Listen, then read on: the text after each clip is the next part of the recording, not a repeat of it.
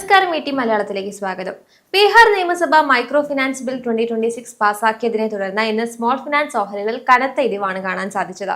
Utkarsh small finance bank, L&T finance, fusion finance എന്നിവയുടെ ഓഹരി വില 11% വരെയാണ് താഴ്ന്നത്. മൈക്രോ ഫിനാൻസ് സ്ഥാപനങ്ങളുടെ പ്രവർത്തനങ്ങളിൽ കൂടുതൽ മേൽനോട്ടം ഉറപ്പാക്കാനും വായ്പാ തിരിച്ചടവിനായി ഇടപാടുകാരെ ഭീഷണിപ്പെടുത്തുന്ന രീതികൾ തടയാനുമാണ് ഈ പുതിയ നിയമം ലക്ഷ്യമിടുന്നത്.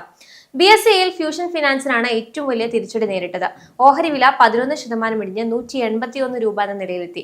L&T finance, Utkarsh small finance bank എന്നിവയുടെ ഓഹരികൾ 5% വീതം ഇടിഞ്ഞ് യഥാക്രമം 286 രൂപയിലേക്കും 14 രൂപയിലേക്കും താഴ്ന്നു.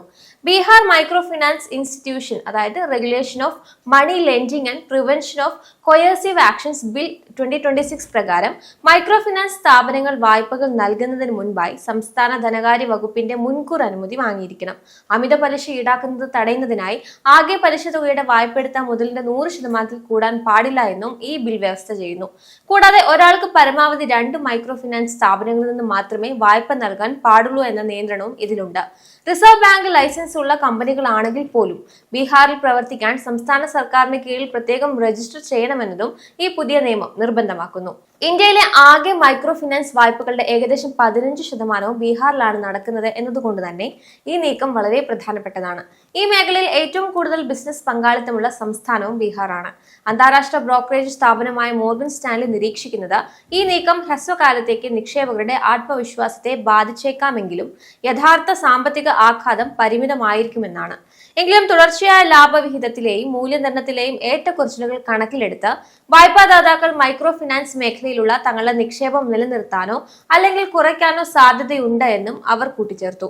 ബീഹാർ മൈക്രോ ഫിനാൻസ് ബിൽ ചെറുകിട ഫിനാൻസ് ബാങ്കുകൾക്ക്, പ്രത്യേകിച്ച് ആ സംസ്ഥാനത്ത് കൂടുതൽ ബിസിനസ് ഉള്ളവർക്ക് വലിയൊരു അനിശ്ചിതാവസ്ഥയാണ് ഉണ്ടാക്കിയിരിക്കുന്നത്. നിലവിൽ ഇത് ബാങ്കുകളുടെ ബാലൻസ് ഷീറ്റിനെ നേരിട്ട് ബാധിക്കുന്നതിനേക്കാൾ ഉപരിയായി നിക്ഷേപകരുടെ ആത്മവിശ്വാസത്തെയാണ് ബാധിച്ചിരിക്കുന്നത്. എന്നാൽ ഓരോ വായ്പയ്ക്കും മുൻകൂർ അനുമതി വേണമെന്ന നിബന്ധന വായ്പാ വളർച്ചയെ കുറയ്ക്കാനും കമ്പനികളുടെ ചെലവ് കൂട്ടാനും കാരണമായേക്കാം. വിപണി ഇപ്പോൾ ഭയപ്പെടുന്നത് ഈ ഒരു മാതൃക മറ്റ് സംസ്ഥാനങ്ങളും പിന്തുടരുമോ എന്നതാണ്.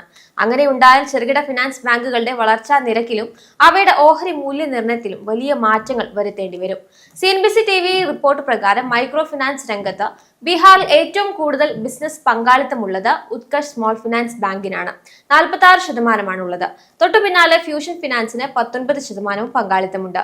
തങ്ങളുടെ മൈക്രോ ഫിനാൻസ് ബിസിനസ്സിൽ 17% ബീഹാറിൽ നിന്നാണെന്ന് L&T ഫിനാൻസ് അറിയിച്ചിട്ടുണ്ട്.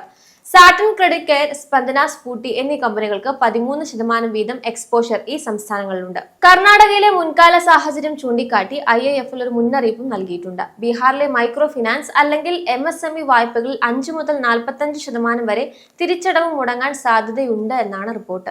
കർണാടകയിൽ സമാനമായ ബിൽ വന്നതിന് ശേഷം വെറും 2 ക്വാർട്ടറുകൾക്കുള്ളിൽ 30 ദിവസത്തിന് മുകളിലുള്ള വായ്പാ കുടിശ്ശിക 3 ഇരട്ടിയിലധികം വർദ്ധിച്ചിരുന്നു.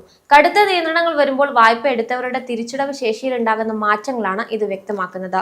ഇന്ത്യയിലെ മൈക്രോ ഫിനാൻസ് മാർക്കറ്റിൽ ഏറ്റവും വലിയ പങ്കാളിത്തമുള്ള സംസ്ഥാനമാണ് ബീഹാർ. ഈ മേഖലയിലെ ആകെ ബിസിനസിന്റെ 15% അവിടെയാണ് നടക്കുന്നത്. പ്രത്യേകിച്ച് ഉത്കർഷ് സ്മോൾ ഫിനാൻസ് ബാങ്കിന്റെ ബിസിനസിന്റെ പകുതിയോളം ബീഹാറിലായതുകൊണ്ട് നിക്ഷേപകർ വലിയ ആശങ്കയിൽ തന്നെയാണ്. സമാനമായ രീതികൾ മറ്റ് സംസ്ഥാനങ്ങൾ നിയമങ്ങൾ കർശനമാക്കിയാൽ അത് ഈ മേഖലയെ മൊത്തത്തിൽ ബാധിക്കുമെന്ന പേടിയാണ് ഓഹരി വില കുറയാൻ കാരണമാകുന്നത്.